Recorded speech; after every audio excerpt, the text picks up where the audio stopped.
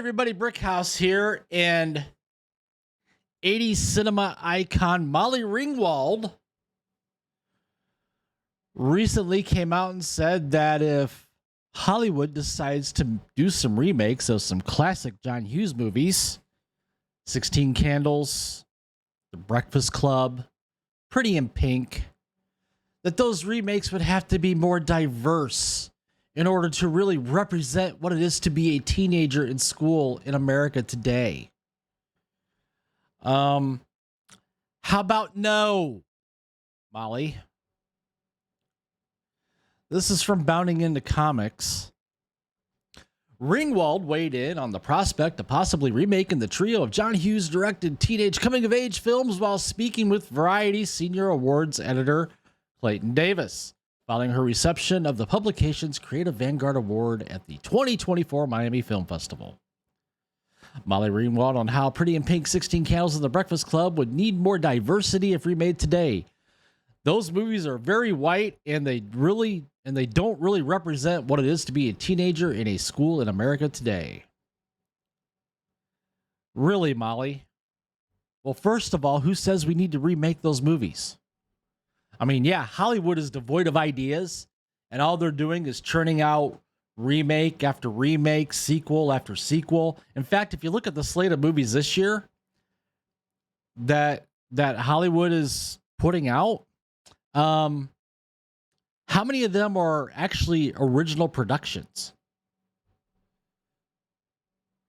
Not many.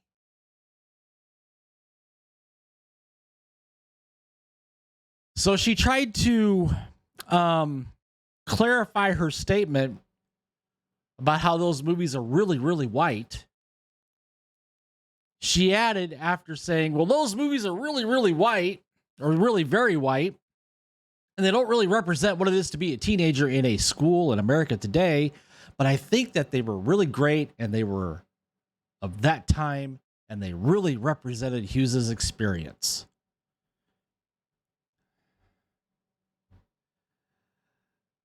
Then she goes on to talk about 16 Candles. I'm not thinking about John Hughes right now but of the films that he left behind. This was written in 2018 in The New Yorker. Films that I'm proud of in so many ways. Films that, like his earlier writing, though to a much lesser extent, could also be considered racist, misogynistic, and at times homophobic.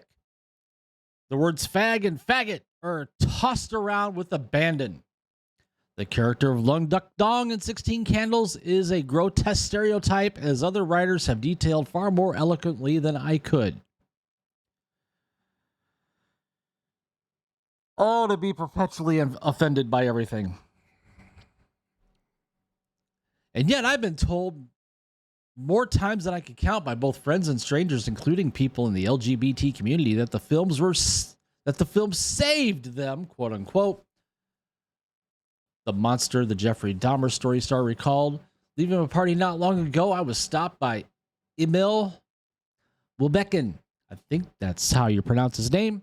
A gay African-American friend of a friend who wanted to tell me just that. I smiled and thanked him. But what I wanted to say was, why? There's barely a person of color to be found in the films, and no characters are openly gay. Who cares?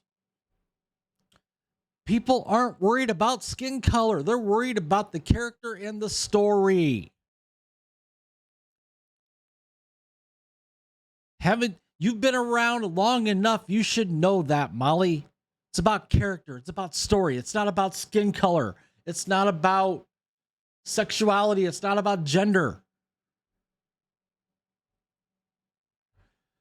Now, over on X, Bounding into Comics put this post out there, and needless to say, she's getting blasted in the comments. It's disgusting how they feel comfortable pissing on the legacy of John Hughes after he made them. Yes, John Hughes made her a star. Flat out, without any doubt, Molly Ringwald would not be the star she is today without John Hughes. She had no problem cashing those checks. Non-white here. Problem is, I really like very white. It's crazy you can say something's too white, but can't use any other color with that same sentence or you will be canceled.